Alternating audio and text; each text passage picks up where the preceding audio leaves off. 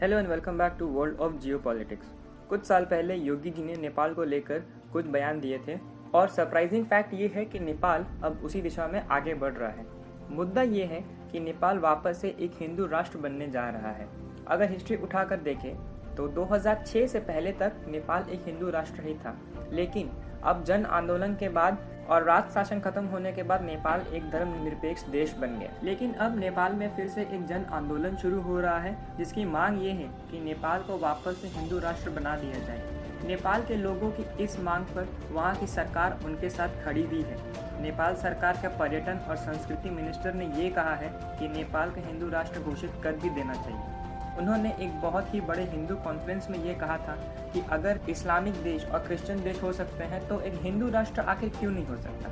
अब बात करते हैं योगी जी के बारे में। नेपाल में राज शासन खत्म होने के बाद जब संविधान को लाया गया था तब योगी जी ने इसकी कड़ी निंदा की थी, क्योंकि इस संविधान के तहत नेपाल को एक धर्मनिरपेक्ष राष्ट्र घोषित कर दिया गया था।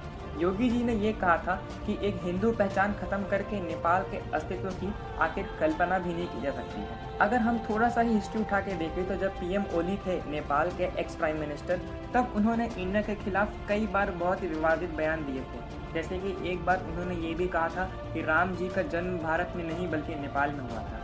तो उसके बाद हुआ क्या कि जैसा कि हम सब ने देखा, पीएम ओली और चाइना की दोस्ती बहुत बढ़ती गई, क्योंकि पीएम ओली थे पक्के कम्युनिस्ट और वो चाइना की बहुत सारी कम्युनिस्ट क्लासेस भी अटेंड करते थे कि कैसे कम्युनिज्म फैलाया जाए। मगर नेपाल की इतनी बड़ी आबादी हिंदू है तो उनका पत्ता चला नहीं और वैसा कोई चीज़ हो नहीं सकी। और बाद में हुआ भी क्या कि जब नेपाल को कोई भी ज़रूरत की चीज़ जैसे कि कच्चा तेल मंगवाना था तो चाइना ने उन्हें ये कहा कि वो उन्हें 2 बंदरगाह की परमिशन दे देंगे और उन्हें रास्ता दे देंगे ताकि वो अपना कच्चा तेल मंगा सकें। बट फिर चाइना ने अभी 2 साल तक उसे बंद किया हुआ है, ये कहकर कि कोविड का खतरा है। जिसके बाद अब जो करंट प्राइम मिनिस्टर है नेपाल के, उन्हें भी ये बात समझ में आ गई है कि at the end of the day China धोखा दे सकता है मगर इंडिया नहीं।